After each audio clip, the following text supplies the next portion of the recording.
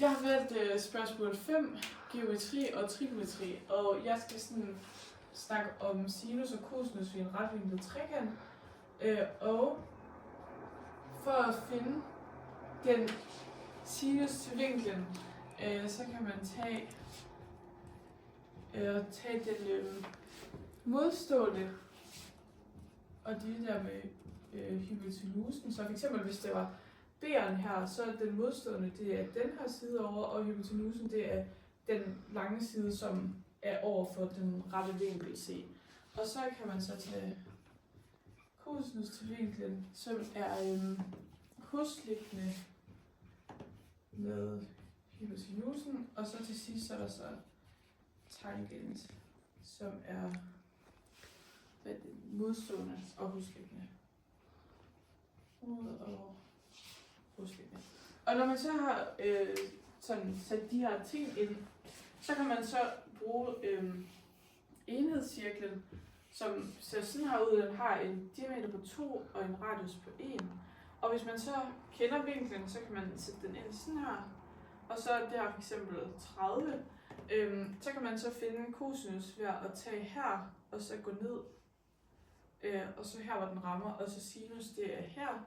Og så har vi så tangent, som skal sådan ramme på herude på cirklen, og så hvor den sådan rammer med stregen for vinklen, og så kan man sådan sætte den her. Så sådan kan man også gøre det. Og så kan man så bruge cosinusrelationen og sinusrelationen.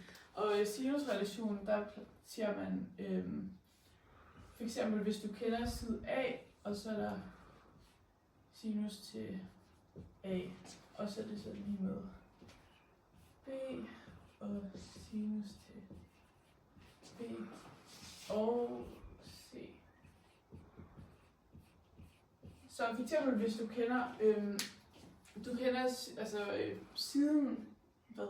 siden af A og siden af B, og du kender vinklen af A, så kan du så en måde at finde vinkel B eller nogle af de andre. Sådan, man skal bare kende 3 af dem, og så er der så cosinusrelation. Det kan man så bruge til at finde en side.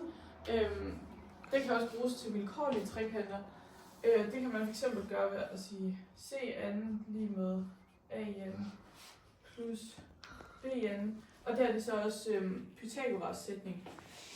Og så, den kan man så også bruge til retvinkel, men man kan ikke bruge det til en vilkårlig trekant. Og så siger man så minus 2 gange A gange B gange cos til C. De her to, de skal sådan passe sammen. Og man kan så også indsætte, det her det er bare hvis man skulle finde siden af C, man kan også gøre det med A og B, så skal man også ændre vinklen derovre. Okay, det her det er så lige et eksempel for opgaver, man kan tage med, hvor A er 30 grader, C er 90 grader, og så har vi så kender vi så længden af siden C, det vil altså sige vores hypotenuse. Så hvis vi lige skal tegne den, så har vi her, C er 90 grader, det giver mening, fordi det er en retvinklet trekant, vi har med. Og så har vi så A heroppe, som er 30 grader, og så har vi så C'er, det er den her, den er så længden af 6. For man kan finde den sidste vinkel ved, at man kan tage 90 og minus. Nej, okay, vi kan lige plusse 90 og 30 sammen. Det er den vinkel, som vi kender indtil videre, og det giver 120, og så kan vi så minus det fra 80 af, fordi at vi ved, at vinkelsummen er en trekant, den er 180, så for at finde den sidste vinkel. Og det giver jo så 60 grader. Så vi ved, at den sidste vinkel her, det er så vores B, den er 60 grader. Så vi kender alle 3 vinkler nu, og så kan vi så også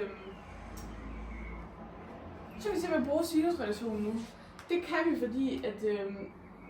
fordi vi kender stort C, og vi kender lille c, og vi kender alle 3 vinkler, så vi kan både finde siden A, længden af den, og vi kan finde længden af side B med sinusrelationen. Og når vi så har fundet en af siderne, lad os sige, at jeg lige har lavet en sinusrelation på den her over, og vi finder ud af, at den er 10, så kan jeg så bagefter bruge cosinusrelationen, fordi at jeg kender både længden af den her, og jeg kender længden af den her, og så kender jeg vinklen til f.eks. A'eren. så virker kosinius relation